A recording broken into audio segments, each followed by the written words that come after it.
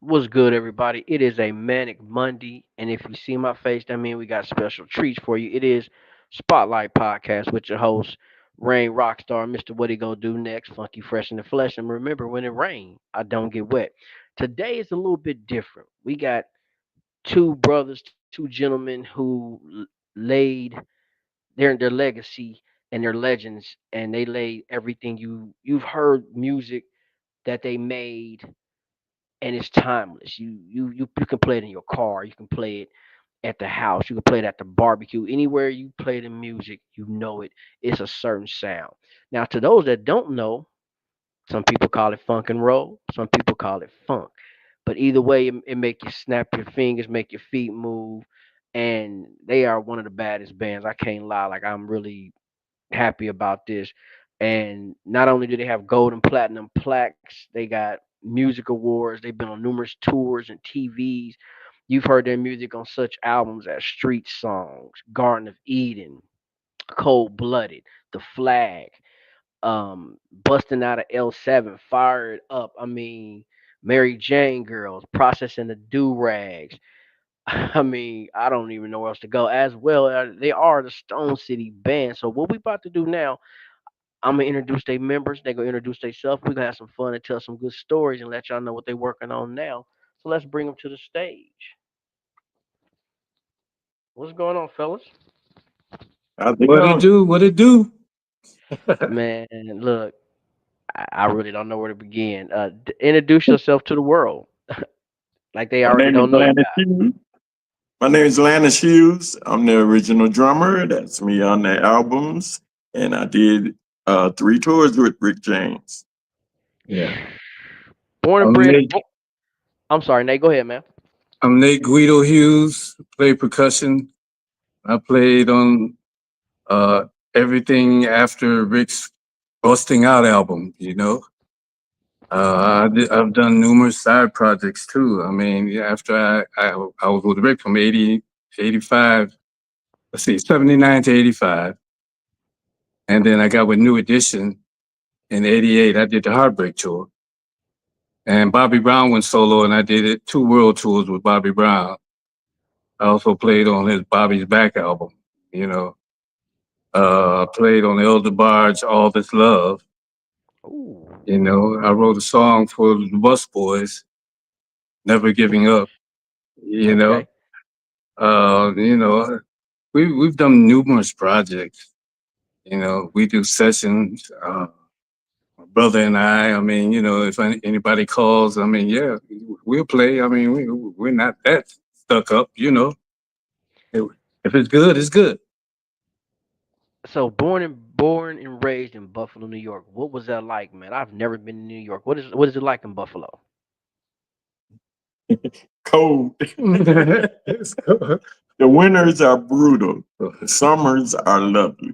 That's the best time to be there because you're like 10 minutes from Canada, right across the bridge. You can come Okay. back and forth. Yeah, I was born in Nashville, raised in Buffalo. Okay. Okay. My Most mistake of on that. my most of our relatives are in Nashville. Down south. Uh, we learned everything from my dad. We never went to school for music. Really? My dad played numerous instruments, and we used to just jam with him all the time, and he taught us everything. You know, Okay. What were you guys listening to before you created the new genre of, and that's why I say funk and roll. What was you guys listening to? What was your to go music or to go artist before you guys actually took over the world? It was George Clinton and Parliament Funkadelic, Led Zeppelin. We listened to all the rock records that was out at the time, from the Beatles on up. Led Zeppelin, The Who, everybody. But the funk side was Parliament Funkadelic. We listened to George, everything from the beginning, Cosmic Slop on up. Ohio players. You know, numerous sides. I mean, Yeah, even Cooley Gang. I mean, when they first started, because yeah. all Okay. those groups they performed in Buffalo, because Buffalo was a hub for all acts. Ohio players, OJs. you name it. I mean, they used to play Buffalo at the Pine Grill. That was a Okay. big club in Buffalo at the time. I've seen Ramsey Lewis there. I mean, you name it. They came through Buffalo because basically they hit Buffalo before they went to New York. Okay. Yeah. Um, how did you end up in the Stone City band? How did that even come about? Or was that just like a local band in the beginning? In the beginning, it was a local band called The Cause with Levi Ruffin, Roger Brown, Benny McCullum, and Calvin Moore. We had a guitar player, Maurice Richardson. We had a bass player, Thomas Anderson. I was on drums, and we had a keyboard player named Ahmed Ramadan. And let's see, that was about it. Yeah. Um, from that point, we had recorded a song. We went down south and recorded a 45, and it was called Hard Times in the City. Levi Ruffin wrote it. Okay. Shortly, we did a Southern tour. When we came back from the tour, Levi was with Rick. Rick had just got home. He was saying that he's signed to Motown and he was getting ready to record his album. And Levi kept going back and forth to the studio listening to what Rick was doing. And the singers from the Cause band, they got to sing background on Rick's first hit, You and I. So that went over good. The album came out, Come Get It. It shot up the charts. Motown couldn't even put out enough albums in the record stores because they were leaving as soon as they put them in there. They didn't expect it to hit that bad. So it got huge. So everybody was asking for Rick to go on tour. He Okay. said no, he didn't want to go on tour, not off the first album. He said, let him wait, you know.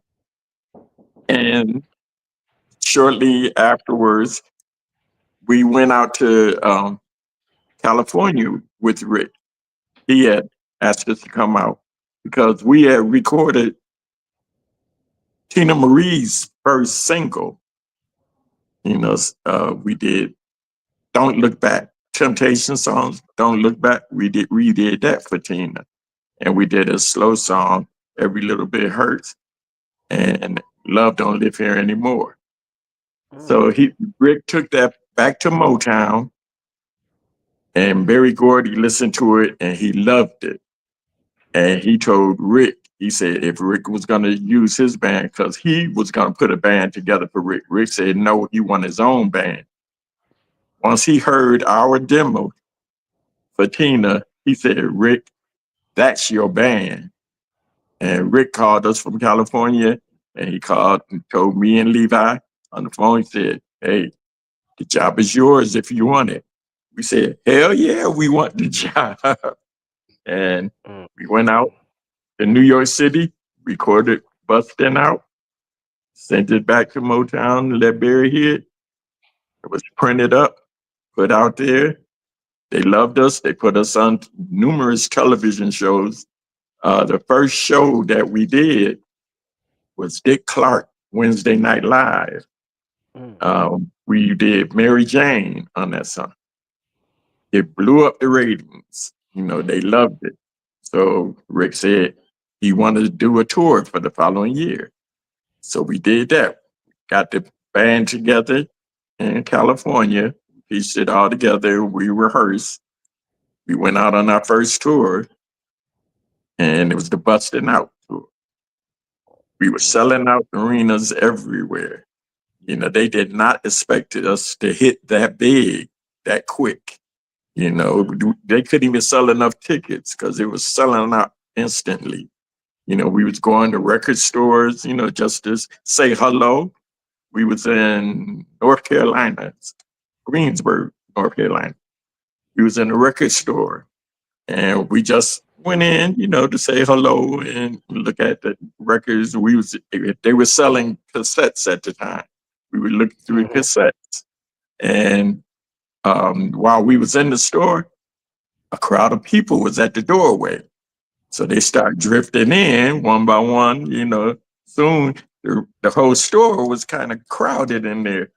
And the guy had went out the front of the door. He said it was a crowd that went down the hall trying to get into the record store because they found out we was in the record store. So he told us, Wow. it's a door behind you. Go through there. It's cases of cassettes and records or whatever. Take what you want and go out that back door because you're not going to make it out this door. And we went in through the door. People started drifting in. We were on our way out. As soon as we got around the corner, we looked back. We saw that long line of people trying to get in. We took off out the side door and we got back to the hotel. They didn't know we left. It was Wow. that quick. When y'all was in the studio doing you and I, was that more like a jam session or was that planned? Because to people who don't know, that's a three intro part song. And it's nothing but energy from the time you hit play to the time the song goes off. How was that set up?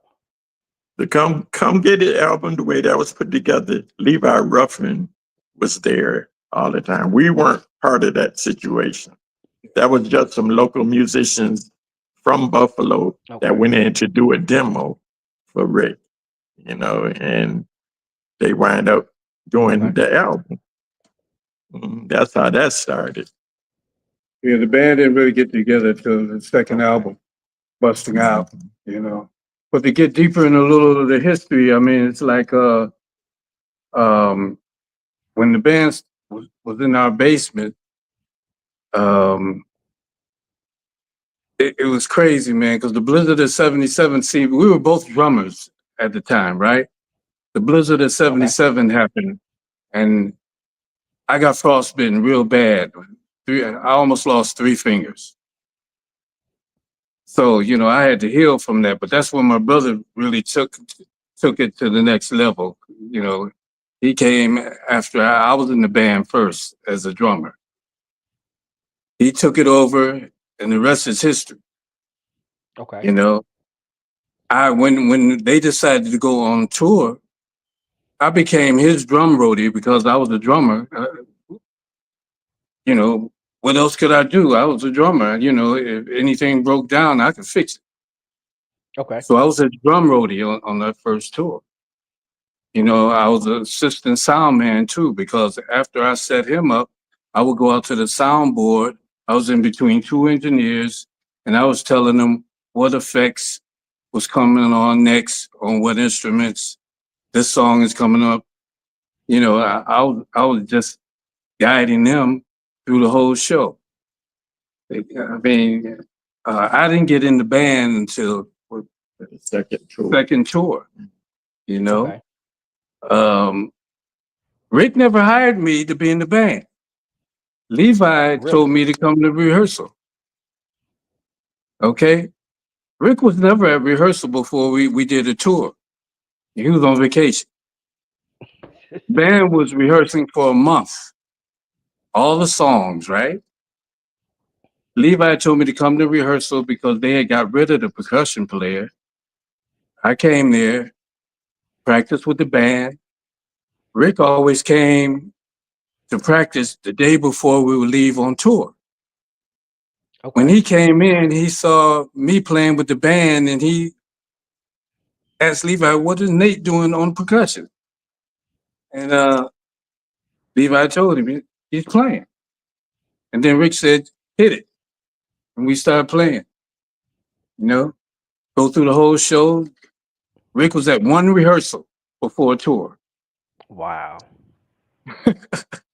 So what was it like being in the studio? You got Levi Ruffin and Rick and all you guys. What was the chemistry and what was it like? That we sat in a circle and we saw one another Yeah. and we played as a unit. Eye to eye contact. That was it. We Okay. lay down the basic tracks. Yeah. So I mean, was it mostly like a jam session, or this was everybody actually like wrote different parts and everybody kind of let's see No, if that fit here, let's see if that fit there. we rehearsed the songs. Yeah. We rehearsed them, and then we went into the studio and we Okay. just started laying down what we had rehearsed. Yeah, we would be in a circle and we would actually be looking at each other playing the rhythm section, you know, Okay. eye to eye contact, you know. I'm definitely a fan, but one thing I will say about Rick that I definitely respected was if you want to hang with him or do anything with him, he included the band. Because you get a lot of bands where the front man, he's at the party, you're at the hotel, you're in the studio, he's partying. If you wanted to do anything with Rick, it was the band, and it was no that was non-negotiable, and I definitely respected that and understood it because like I said, a lot of time the band don't get credit as they should or enjoy what was created as they should. So I definitely respected what he did for Right. that. Yeah, he gave Um, us our props, you know. excuse me. One of our viewers said, "Have you all retired yet? And if so, would you like to go back? And who would you like to work with?" Retired from what? I'm assuming playing We're music, still right? playing. We're still playing, you know what I'm saying? You know? Um, I mean the band we still rehearse. We still play. We got a gig out here in Vegas, November 1st, for a black cigar lounge called Tap and Ash. You Okay, know, if you go to our page, Stone City Band on Facebook, you'll see the poster. And November 1st, and we also will be at in Bethesda That's it. Theater, November 28th in okay. Maryland. Yeah. Y'all make sure y'all check that out and get there. If y'all don't, y'all gonna miss a special treat. If you've seen it before, it's still funky. See it again. Yes. Yeah, we got some new people in the band. I mean, we got a girl that sings Tina stuff in the show, and she does a phenomenal job. You know, doing Okay. Tina. You know, And we're performing live, no tracks. no tracks. As it We're should be. live, Yeah. live, and they are all hits. Blood, sweat, and tears. Let's talk. Yep. Let's talk about the infamous glitter. Oh man, I hate it. The infamous glitter. Tell me about the glitter. It looked good on stage. It look, Off stage, not so good. you couldn't get it out of your hair. You know, I mean, it looked great on stage, man. The lights reflecting off of it. I mean, dynamically, it was awesome, man. But when you go home and you're around your homeboys and you sparkling and whatnot, man, they wondering where you're coming from. All right. Uh-uh. I had to ask because I seen it and you see it in the pictures, you see it in the videos that you can find. I'm like, I gotta ask about this glitter because I'm really imagining I can't see everybody just pouring glitter all over themselves, but I guess that's what it was. Well, Rick, Yeah. Rick used to come at us and just pour it in our hair, man. It's not like we put it in there. Rick be pouring it on your head, man. It was crazy. You know? But yeah, well, as long as we got that check, we was cool with the glitter. You know what I'm saying? Hey, as you should. Hey, if the music is good, the band is happy, and everybody getting You paid, know, what more do you want? yo, the, That's it. the ladies loved it. Oh yeah, oh yeah. Hey, you know, On the Fired Up tour, what was it like the first time meeting Prince? Shocking. yeah, First thing when we were standing together, and uh, Rick had came out and said he introduced Prince to us. And we were looking around. Everybody's looking at one another. And Levi said, "Where the hell is he? Where is Prince?" And we looked down and Rick said, "There he is." He was that short yeah. next to us. Tiny guy, tiny guy. Everybody in the band is like 6 feet. Plus, We all played you know, sports growing up. We mhm. for the height and weight. So Yeah. but this guy right here, man, is like he was like a puppet next to us. Wow. But when he went on stage, He was he a was bigger, fireball. bigger than life. He tore that stage up.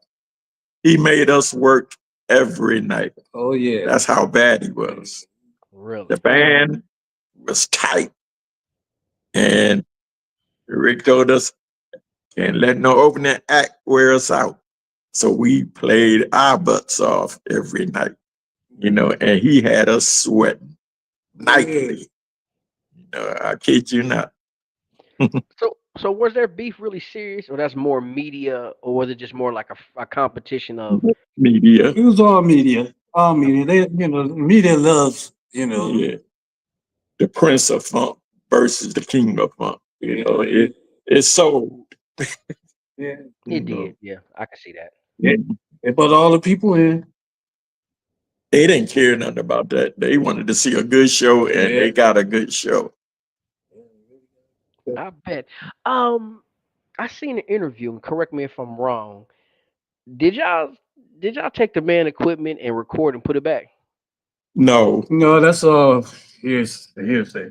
no, I don't know where that started, Yeah. but that did not happen. No, don't believe that. Yeah. Don't believe that. They didn't take anything. Then still nothing. Didn't deprogram anything. Most of the people most of the people that bring up all those stories, they weren't even around.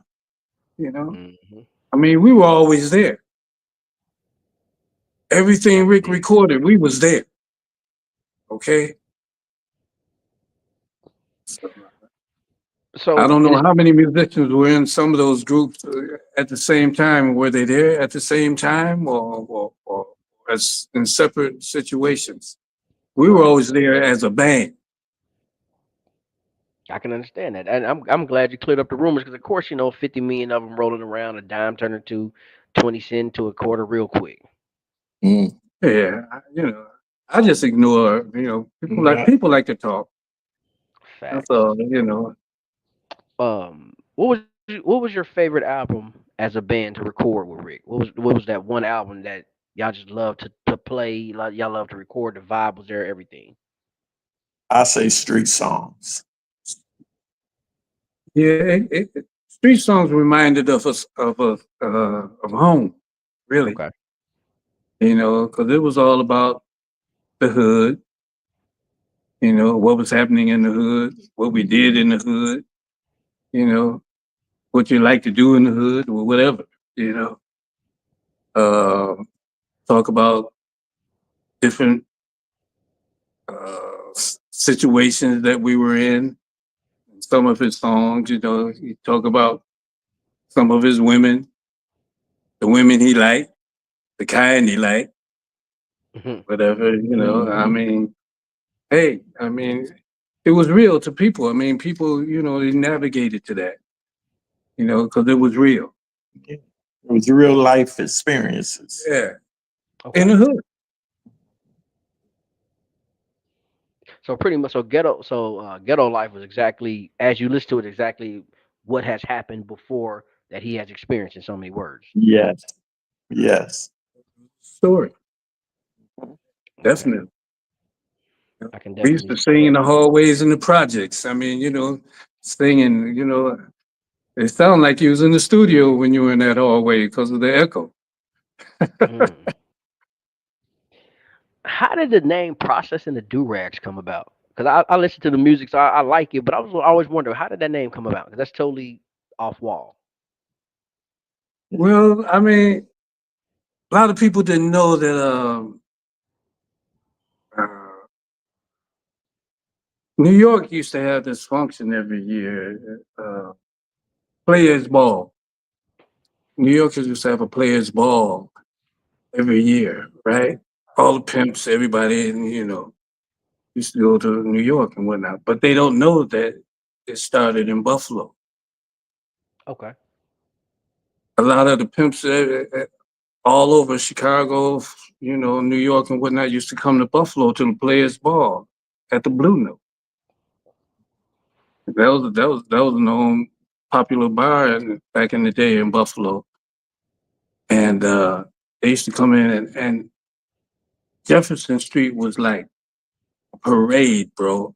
When you saw pimps come and their cars, line of cars and fur coats and orange hair and green purple suits and I mean It's like in the Mac. it was like the Mac, man. When you saw the Mac, I mean that was Buffalo back in the day, Mm, 60s, okay. late 50s. House of Players, where dudes was getting their conk done. That's where basically where the do rags got their name. You know, House of Players. That's where they got their conk gun. Done that. So hey, I mean, I can go back in time, man. I remember all of that stuff. It was exciting to me. It was like a parade. That's what's up. Like, so I seen the album covers, and like, wow, okay, how did they come up with this name? I never thought actually Yeah. it's because of the hair. I was thinking, I don't know what I was thinking. I was young, so I'm not telling what I was thinking, but I was like, yeah, that's a different name. If you notice, the suits they wearing, they're cut like a suit. So Yes. that's like from back in the day. You know, Hmm. suit. Yeah. So it was really taking you back in time, but it was actually current. But Mm, then people started dressing like that currently because it looked good. mm-mm. What was it like recording "Love Is Gone"? Because that is one of my favorite songs, and I definitely like how it starts off with the melody and it's mellow, and then as the guitar solo come in, it changes, and it seems like it's not just one guitar solo; it goes into a whole like two guitar solos go back and forth, and then it drowns off, and then it gets right back to the mellow to pick you up and take you back on that ride. How was it recording that? That's all Tom McDermott, our guitarist. You know, it, we just had that vibe in the studio, because Rick just lets us put our all in all into it. And we were just vibing off of one another. And when Tom came up with that solo, it was like magic, put you in that special mood, and it just grew on you. And with Rick's, experience and the sound and everything, he knew where to put things together to materialize the motion of the music, and it's just pure magic. And we all did that together in the studio. It wasn't like one person at a time recorded. Okay. We recorded as a band, and that's what's kind of missing into today's music because you can take one person and go in and put everything down. You know, it's the feeling, the natural feeling is gone. Yeah. It's different when you have different personalities and it comes out in your music. And when you're playing it all together, I mean, everybody's ideas are like, it's like a melting pot. It all comes together because you're listening to each other and you're just complimenting, you know. Like one example is like Cold Blooded. I mean, Rick bought a drum machine, man, and he wouldn't learn it. He threw it in my lap. Okay. So I put a bunch of beats in there and he picked out one and Cold Blooded came out of that. Really? Yeah. You know. So I mean, things like that. That's where it happened. I mean, I uh I programmed the drums on Party All the Time, Eddie Murphy, you know. I was about to get to that. I gotta ask, what was the studio session like? 'Cause I know it was not basic and normal. Just go on, tell a story and spill it. I mean, it was funny as always because he was always joking. Had us laughing all the time.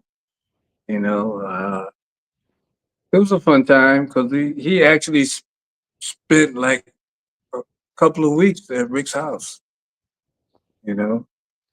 So he stayed there and hung out because he actually got stuck there because it was a storm, you know. We didn't stay at the house, man. I was in my apartment. I was stuck in the city, but it worked out perfectly. Man. You know, Eddie Murphy, he vibed real well.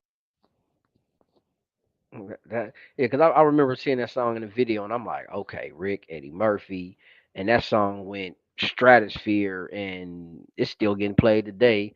And I'm not gonna lie, I feel like the white people kind of took it over and made it they theme song, if you want to put it that way. But it still had the funk to it. Meet the Stone City Band, y'all first album. What was it like recording that and getting it played on the radio, hearing it for the first time? Well, Rick had asked everybody their ideas, and they came up with these songs. And we went in the studio and laid down the tracks. Everybody recorded one of their songs except for me. Okay. I didn't write anything. All I did was play the drums on everybody's music. So one day we was at the studio and Rick said, everybody got a song on the album but you. He said, we got to do something about that. So we go in the back room. It was a grand piano in there. And he started messing around on the keys. And he was giving me some words. Said, I want you to sing this. And so as he was playing, I was singing along to it. He said, we're going to put this on the album. This is your contribution on the album. I said, cool, we can do that. I'm game, to do that. So we was playing around and we did it. He said he was going to put it on the album. It never did. It didn't get on the album. But it was fun just doing it, just, that quick. Because he could write a song at the snap his finger and he can come up with a whole song on top of his head. But but that's how we did the Stone City Band album. It was a collaboration of everybody. Okay. We in and laid all the tracks. Boom. That was it. And we wind up being the top group of the year on Mm. Cashbox. The new act, Stone City Band. It's on the top. How did y'all record y'all project doing Rick's projects? Because every year y'all was hitting them upside the head, or maybe twice a year with something. Hey, Like, how were y'all back to doing all back. this? Back to back. Yeah, we did street songs and the Boys Are Back album at the same time. Wow. We recorded Boys Are Back and then we went straight into street songs. Mm. It's in that studio, it was like our house for the year. And just recording. We was living at the record plant in Sausalito, Okay. loving it, the atmosphere, everything, just the whole vibe, because we did Fired Up album there. And Okay. we just loved it. We went back there to do Boys Are Back in street songs. It's a nice vibe. Was Rick the same person in the studio as well as outside, or was that like two different people? Like if you're just hanging out, just laying around the house or kicking it, or was it the same person in and out? Hey, two different people, two different people. Because he'll tell you at the studio, we be hanging out, we like, boys, fellas, and right right there behind the soundboard, he said, here, I am no longer your friend. I am your producer. And that's how we accepted it, you know. But other than that, soon as all the recording is done, we back to being boys, hanging out, going everywhere, going shopping. He loved to shop, we did too. You know, What was the name of that place in LA where y'all got y'all boots made at? Because it seemed like I can't think of the name of it, but everybody wanted to get their boots made in the '80s in LA. D Fabrizio. Fabrizio, yeah. Yep, He the did Italian bootleg. yeah, he did all the Stars shoes. Mhm. Everybody who was somebody in Hollywood, he did it. Their shoe. And a lot of our gear, we used to go to New York and go to the village. Really? Yeah. Get all the different A lot colors. of yeah, all of a lot of our gear was like uh what the rock musicians were wearing. Okay. Yeah, with jeans that were like black and yellow pinstripe, you know, uh, stuff like that. They're different colors. I mean, uh, leopard print, Hmm. black on black vests and jeans. I mean, crazy rock stuff, man. They look good on stage. I, But I can I can contest. Yes. What was I about to ask? I actually caught I seen a couple of concerts footage over time, and I gotta say it's a show that you never will forget. I mean, from the lighting, the effects, everybody in sync, everybody look like they having fun, Yeah, and Rick is just being Rick. Like when he put the top hat on to do do not big tell time. me thank you, and I'm looking like, and then he get the stick out and just go to work. I'm like, wow, like I would have never yeah, thought about doing something like that on stage. Like really. Mhm. Hey, The ballerina dance is like, man, where did y'all come up with? yeah, Yeah, hey, see, you had to I'm act not the the part. normal journalist. I'm not the normal guy. I know everything. Mhm. yeah. And I'm saying that because to the person that don't know, they just thinking, okay, y'all go up there, light weed up, party, walk off. They're not thinking lights, camera, action, ballerinas, big tall joints, and the clothes is just the light hitting and everything. Just they're not thinking that. They're thinking light a joint, jam, go home. It's a job. It's work. It's a theme behind everything. Okay, Yeah, Rick used to love rock opera. okay. That's where he used to get a lot of his ideas from because it was a lot of effects, lighting, costumes, and whatnot. He was into effects. He liked to be visual. So, it was very Clear. exciting. I bet from watching it, I'm like, damn, I wish I really could have actually seen it, but I didn't. I was a kid, so I mean, now my uncles and them probably seen it, but I didn't get to see that part. I just caught the videos on Friday night videos and looked at the album cover and read the liner notes, and then once all these streaming sites and YouTube came up, people start posting it. So of course you dig back and watch, and you just sit there with nostalgic, like, wow, that Yeah. song. Mhm. Because a And lot of huh? if you notice that New Edition and Bobby, I mean, see, they used to open up for Rick, right? Okay. And then later on in their career, they're the same way. As far as being visual, you know, Mhm. I mean, it was great. I mean, especially Bobby, but Bobby was a character. You know what? I can see Bobby being a R&B Rick. I'm just not even gonna lie. I can see it because of course of what I've read and seen on documentaries. I can see him doing just being that kind of was like I want to say I guess I want to say hero if that makes sense. Yeah, yeah, I mean, he loved Rick. I mean, that's why most of his band was from Rick's band. Really. Yeah, when we got with him, we did 2 world tours with him, man. You know, we had Danny LaMille on saxophone and keyboards. My brother played on some gigs. I played. Tom McDermott played. You know, Rick. I mean, I'm telling you, Bobby loved Rick. Okay, he loved his energy, and that's where Bobby got his energy from. I can see that. Yeah, you know, So what was it like playing with Bobby? That particular Bobby, the King of Stay, Don't Be Cruel era. it was great. Yes, Lovely. It was great. That's all I What, can what, say. what wild story you got for me, man? Dealing with Bobby.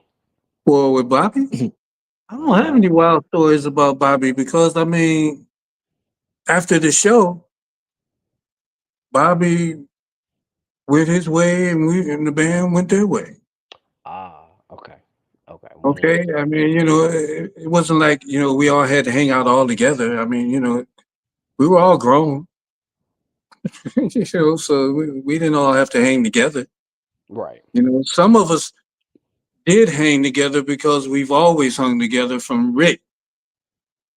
You know, most of Rick's guys hung together the most. Okay, Yeah, because we knew each other the best. okay. Um, Ebony Eyes. What was it like being in there with legend, old Smokey Robinson? Well, I wasn't in the studio when Smokey was recording that.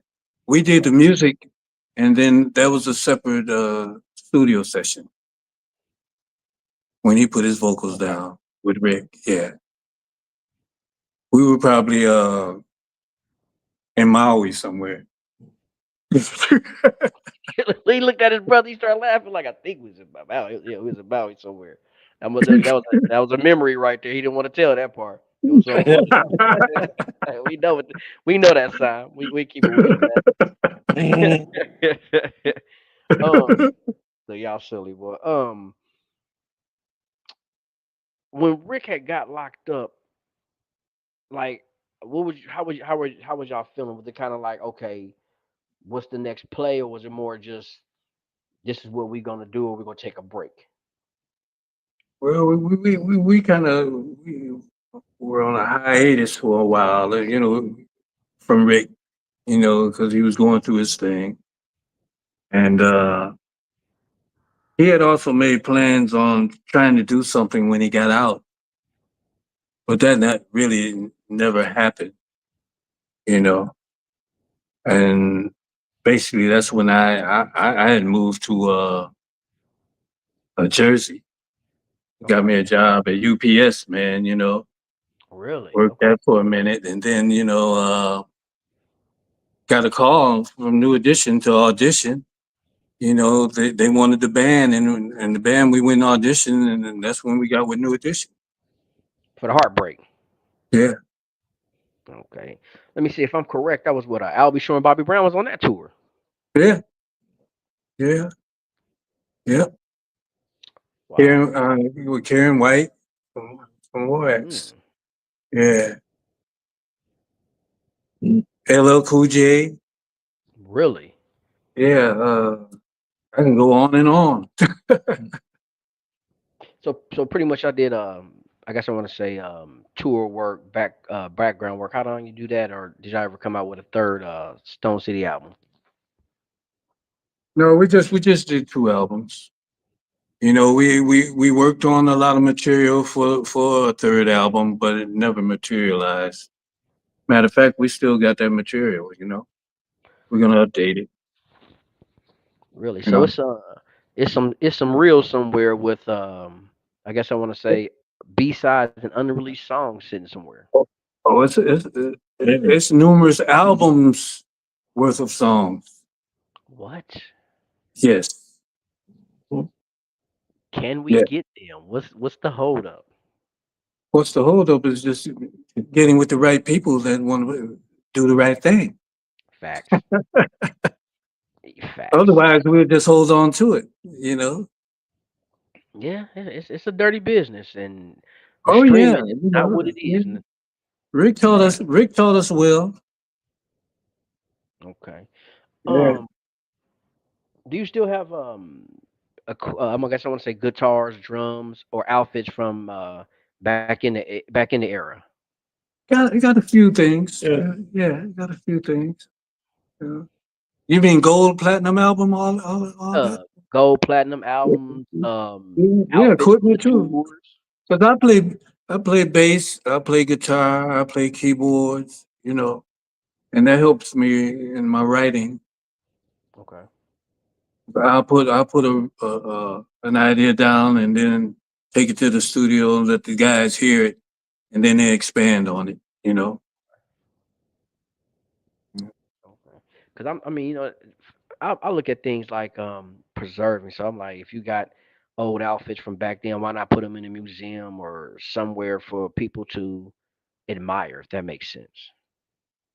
Yeah, it makes a lot of sense. I mean, if we can find those bad boys, you know, it's been so long. I mean, you know, I got a storage area in Buffalo full of stuff, man. You know, I probably forgot what's in there. Probably a bunch of glitter Mhm. on everything. I bet that much. I'm sure it's probably some glitter in there too. Yeah, Got some cases yeah, of glitter in yeah. You know, I mean, I got clothes that I bought on the road that I haven't even worn yet. Mm. You know, I got a cassette collection. I got videotapes. I got reel to reels. I got Actually, all kind of. Yeah, I got a bunch of stuff in storage in Buffalo. I didn't even bring it all to Vegas. You know, I wasn't bringing all that stuff to Vegas. because the reason I ask, of course, you got the Michael Jackson stuff everywhere, you got Prince stuff everywhere, you got rock stuff everywhere, Kiss, Molly Crew, and I'm like, wait a minute, no Stone City Band, no Rick James stuff, and I know it's out there, and it's like I don't know why people won't attempt to put it out or kind of meet up to try to get it going, if that makes sense. Well, I got Rick's original bass guitar, bro, The white one? the black one. Oh, The right. white one, the white one got destroyed because he threw it to a roadie and the roadie dropped it and the neck broke in half. So Mm. Rick went and bought him a Rickenbacker, and one of the roadies I know they probably took that bass home and got a new neck. You All know, day. I got the black one with the rhinestones on it and it has the RJ on it. Ooh, Okay, I got the original one. that's what's Yeah. up. If you went to my page, you could see me. I took a picture with it. You know. I'm gonna definitely have to check that out. That's what's up. That's Yeah, I mean, people have been coming at me wanting to, like purchase it and whatnot, man. Yeah, I'm not even thinking about that yet. You yeah. know. I mean, I wouldn't sell it either, bro. I mean, it's too much history right there, and no Yeah, telling what they gonna do with it if they gonna drop it and make it. And I'm not gonna say useless, but kind of just add wear and tear to it when it don't need it. It just need to be yeah. preserved. And now it's being loved and taken care of. A like I said, I believe in music like it's the key to the soul of life. So when I listen to songs, I hear every note. I understand what's going on because I don't just listen, I hear it. That's why when you hear me talking, I bring up certain key points of songs or I think of instruments and I'm like, this is what I would do if I had it. It would be sitting right there, blah, blah, blah. And not a lot of people think like that. They just play the song, it was a jam, on to the next. Yeah, I mean, man, we went to numerous concerts in Buffalo. We seen everybody. I never missed James Brown. Okay, Mm. kids got in his show for $1. A what? $1. Yep. Don't be a Wow. dropout. 99 cents. 99 cent, bro. Wow. I never missed a James Brown concert. Okay. You know, I saw Jackie Wilson, bro. Mm. Mr. You know, Excitement. Hendrix came to Buffalo. Hmm. We seen some acts. You seen the Jimi Hendrix I- Experience or was it the Gypsies? It was Jimi Hendrix experience. Okay. Yeah, that's And what's we up. used to go to a lot of rock operas, like Alice Cooper. Alice Cooper. Yes, all that, man. I used to go to a lot of rock concerts, man. You know, one of the songs I wrote on one of the albums well, called Mind Games, and it had rock guitar in there. And basically, I got the idea because we listened to rock all the time. But Okay. I wrote this song with a rock guitar, but it was a dance rhythm, you know. And that kind of like tripped Rick out because he said, "Where you get that idea from?" I said, "I like rock like you do, man. I just made it um, into a dance tune." did you ever listen to Queen or anybody? Oh yeah, Everybody. oh yeah, everybody. Ozzy Osbourne. Oh, come on, you name it, Jethro Tull, yeah. Hey, you know what? I like rock, but a lot of people I be around, they be looking at me like I'm like left field. But then they understand how I got my name. That's why that's why I put Queen because Freddie Mercury had a voice that couldn't be duplicated. I've not run into nobody or heard anybody that can come close on True, true, his true. particular. I mean, even with Prince and Rick, there's no Yeah. he sound like type person or he might be the next. It's what it is. It's exactly they had their voice. That's what it was. Mm. You know, one of my favorite groups is Led Zeppelin. Very true. Okay, man. I Very mean, I can listen to Led Their first two Zeppelin. albums, Come on. yeah, You know, it wasn't only tasteful, it was powerful at the same time, you know? right. And you know what? Even speaking of rock, I'm gonna say all genres of music. Majority of them is that's the problem. The passion's gone, the taste is gone, the creativity's gone. Because if you listen to, I'm gonna say music from '68 to at least I'm gonna say 2000, it had substance. Now it's kind of like, is that rock? Is that techno? Or them three different bands that sound alike? I'm cool. I don't understand it. I just be like, whatever, you know. And by the live bands being, I'm not gonna say gone, but not as of needed. It's a lost. It's not a lost art, but it is a lost art. If that makes sense.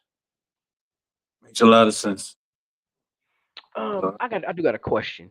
I seen a yes. picture of Larry Dyson in a tore up shirt in the early '80s. Then I seen Rick with the same kind of concept in like '84. Did they kind of watch each other, or I don't want to say copy, but take nuggets from each other on some aspects? I don't even know if they were ever that close. I mean, you know, 'cause,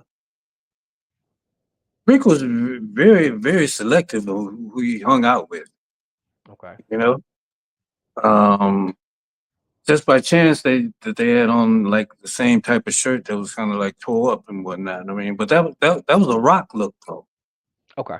you know, that shredded look, Okay. you know. But I had some jeans like that. Okay. They were You know, shredded, you know. it wasn't social media at that time, so if you didn't read it in a magazine, catch it on a show, you had to kind of either assume your own. You had to assume maybe they knew each other or maybe they copied. But compared to now, you can look it up. But back then, you just had to roll what was available for Hmm. fans to look at, if that makes Yeah, sense. yeah. I do got. It's not an odd question, but I was always curious. When Purple Rain came out, how did Rick act? The movie and everything. I mean, he wasn't like overwhelmed about Purple Rain. I mean, you know, because he was too busy creating for his own acts. He wasn't concentrating on Prince. You know, Prince had his own vibe. You know, Right. and Rick had his own vibe. Right. Well, the But there reason was I a lot said of stuff stolen on stage, though. Okay. Yeah. that, you know what? I'm not gonna sit here and pretend. It's very similar that you got the Mary Jane girls, you got Vanity Six, you got Process and the Durags, and you got the Time, and each one is very, very somewhat similar in the mix of the recipe. I'm not gonna sit here and pretend, but the Right. music is dope. So what can I say? I'm on the outside looking in. That's why I asked about Purple Rain because I know um, they wasn't the coolest, but they went on the same page. But at one particular time, that movie and soundtrack was just in your face. Like you just same with thrillers, in your face. You can't avoid it. Yeah. Well, Rick had already had a movie in mind Right. before all of that. Really? Alice in Gutterland, Yeah, starring Tina Marie. yeah. Did you say Alice in Gutterland? Ghetto Gutterland. Land. Wow. And what Yeah, happened? it never materialized. Okay, because I thought about that. Like I never seen Rick on maybe like a sitcom making an appearance or a movie. Is he just wasn't into acting? Or he just wasn't go. He did a He, movie. What was that? And he was like he was in a movie playing what Eddie Murphy. Eddie Spanky. Spanky. He did you ever Who? see him with Eddie Oh Murphy? yeah. Yeah, Life, life. yeah, Yeah. yeah. Okay, okay, yeah, you're so right about that. He paid Spanky. Mhm. Okay, that's my mistake on that end. Because I was one. I'm thinking like in the middle '80s, like at the height of the career. Like I Yeah, wasn't at yeah. that. That's when he started Um, gaining that weight, man. hey, when y'all seen the Chappelle skit, was it funny to y'all? Was it kind of like, that's not even cool? I don't want to speak of Never mind. You this. answered. You answered it. Never mind.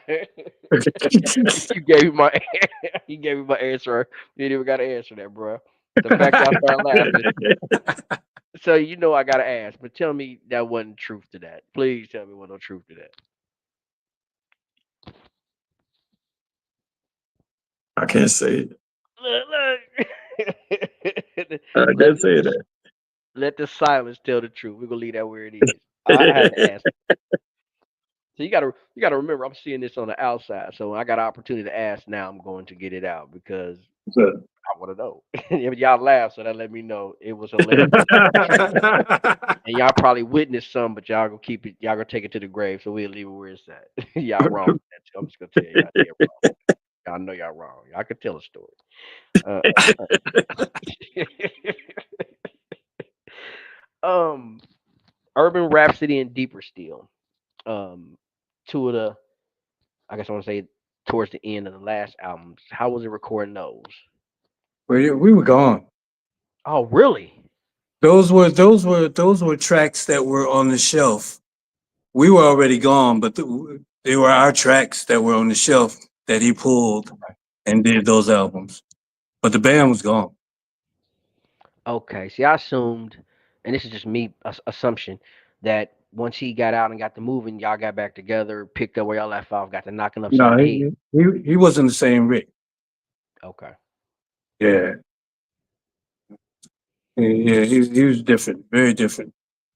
So what was y'all last conversation? Y'all, I guess I want to say y'all very last conversation before the untimely. we were getting back together to Yeah, do one more tour. it never materialized. Mm. Yeah. And then there was a chance that we would do a tour, but that's when he passed away. Okay. So what was y'all Yeah, doing when y'all got that news? Because it was like the world stood still when that happened. we were working jobs at that time, Okay. doing sessions with different people. We stayed in touch with each other as far as the band members and whatnot. Rick, he didn't stay in touch that much, but some of the other people in the organization used to contact us and let us know what's going on and what might happen, but it never materialized. Oh wow. Mm. And y'all got when y'all got the news, it's just kind of like was it kind of y'all life flashed in front of y'all, everything y'all did, all the funny times, good times, bad times, like wow. Yeah. Yeah, it was a splash. We were pallbearers at the funeral, man. Okay.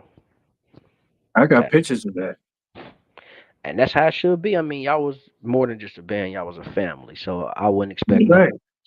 That's right. I mean, if it wasn't for him, we wouldn't be Stone City Band. True. You know? Man, rest in peace to the legend, man. Cause I remember somebody commented, like, man, Rick James passed. I said, man, quit playing. So I hung up the phone and you cut on the TV, like, oh, wow. And then it kind of Mhm. like silence hit the air. It's like a missing piece puzzle of life. Cause whether you knew that man or not, he was a part of your life because you played those records and cassettes till they broke or you bought a new one or got scratched up. So it definitely was like just tripped out to lose a great like that, especially I know he had more to offer and more to give. I know he had at least one good album to get a world to just trip out again. Like, wow, yeah, they back I again. won't be surprised if some more new stuff will come out because it's plenty of stuff in the archives and on the shelf. Plenty of stuff. Plenty of Okay. music on the shelf. So I'm looking for something new to come out. You know, somebody's gonna put it out. Yeah.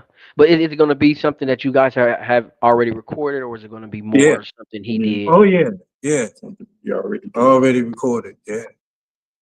Okay. So but they still got to contact you guys to even release it, or is it kind of like not even set up like that? No, it's not set up like that. Right now, I believe it's through his daughter. Okay. Yeah. Okay. Man, how But I mean, but we will get royalties from that if it does come out. I mean, okay. because we were the musicians on there, and that's all union. Right. Yeah. And you know what? I'm glad you said that because I can't say I've never heard nothing negative about. Okay, yeah, Rick's band wasn't happy. They wasn't getting royalties. He gave them $3,000 for a $10 million tour. I never heard nothing negative. Nothing at all. Hey man, we still collecting. They played his music on the NBA finals like crazy, boy. I went shopping, bro. Okay. So when you can't touch this came out, was y'all like, oh wow, or was y'all like cha-ching? Cha-ching. Cha-ching. Yeah. Did y'all ever If you weren't in the union, you were in bad shape. We made sure the dues was paid. as you should, man. Yeah. Was Rick happy about that, or was he just pissed? Like, man, you know what? Man, get that shit off the Well, he, radio. he didn't like it at first Really? until he got that check. Of course, of Yeah. course. Mm-mm. Yeah, because I mean, I wasn't. I'm not gonna say pretend I wasn't really a Hammer fan, but the fact that it had that beat, had everything to it, you knew it. So just play it and nod and go on about your business. People loved it. Oh yeah. Yeah. I mean, we got robbed from our Grammy for street songs. Yeah. We got beat by a singer who was a guest on somebody else's album. But Really? yeah, I gotta ask who. I'm listening. Quincy Jones. Oh wow. Oh Q. And, Damn. and the guest was, who- what's the name? Um, James, James Ingram. Yeah, James Ingram. Yeah. Okay.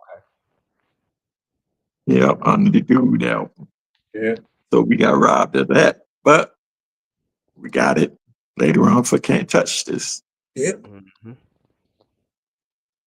That's interesting that a lot of the earlier funk bands missed. I'm not gonna say missed out. Kind of got I guess I want to say played or missed opportunity on certain awards for something that either shouldn't have been an award or somebody you kind of like over him. Like really?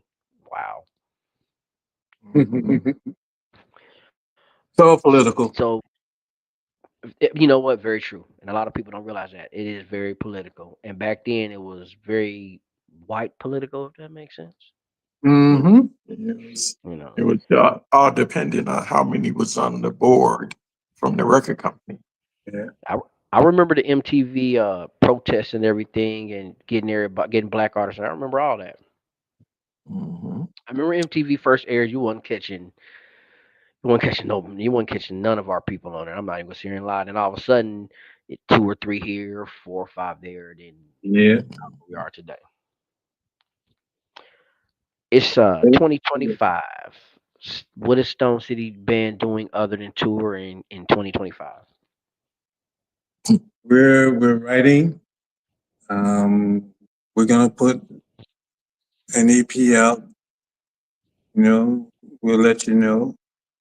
Okay. Um, but we're still writing.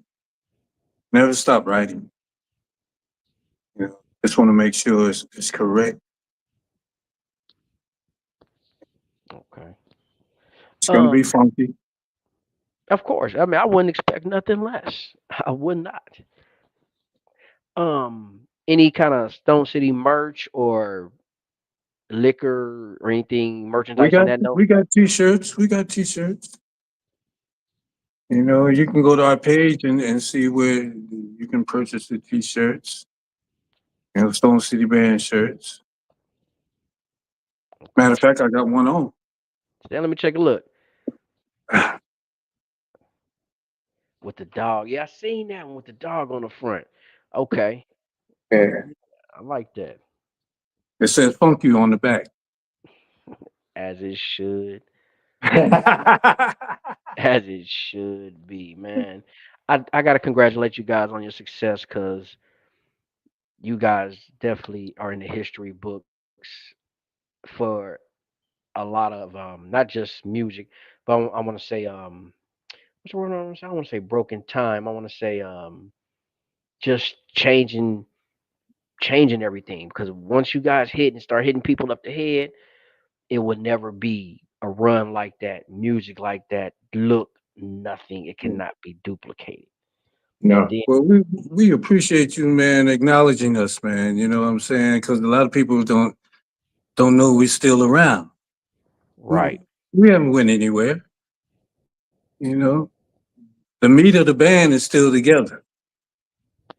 I mean, because half the people don't even leave their house no more. You don't even got to go nowhere. You can order food. You can order anything you want from your house. Why do I need to go outside to go to a festival? Yeah. Right. So times change. How is Levi and everybody else, man? I definitely would love to talk to Levi. Levi is great, man. We're going to see him after this, man. Oh, he's down there. Yeah, man, he's in Vegas, man. You know, that's the heart of Stone City, man. Hey, You know Give a what, shout out. Yesterday was his birthday. yesterday was Levi's birthday. Yeah, I just man? had mine July 31st. Hey, man, happy belated birthday, man. Definitely. Thank you, man. You know what? I'm gonna be in touch because I'm gonna be in Vegas in 2026. I'm gonna definitely hit your line 'cause I would definitely love to pull up on you guys, man. Y'all made my night. I'm Any gonna be honest about anytime, man. Anytime. it. Definitely.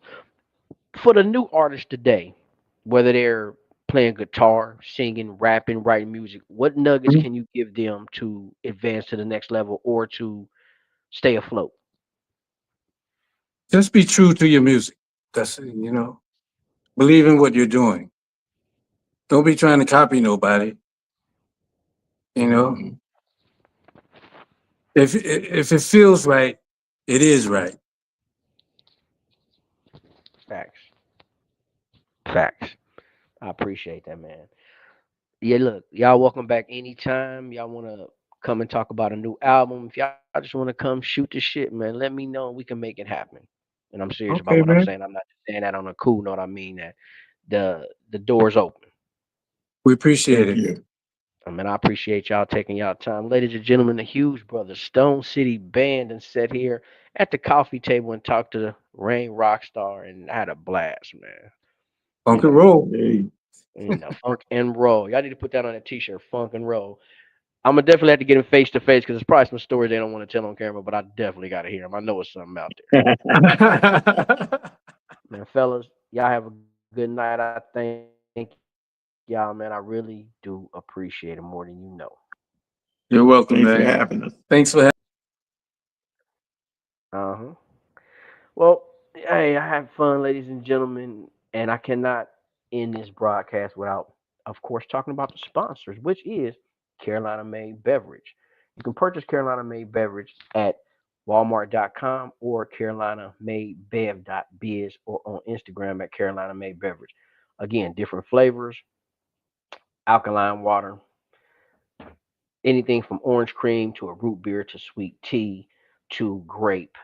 We got it all for you. And as always, Rockin' Vodka. You can hit that up at rockinvodkas.com.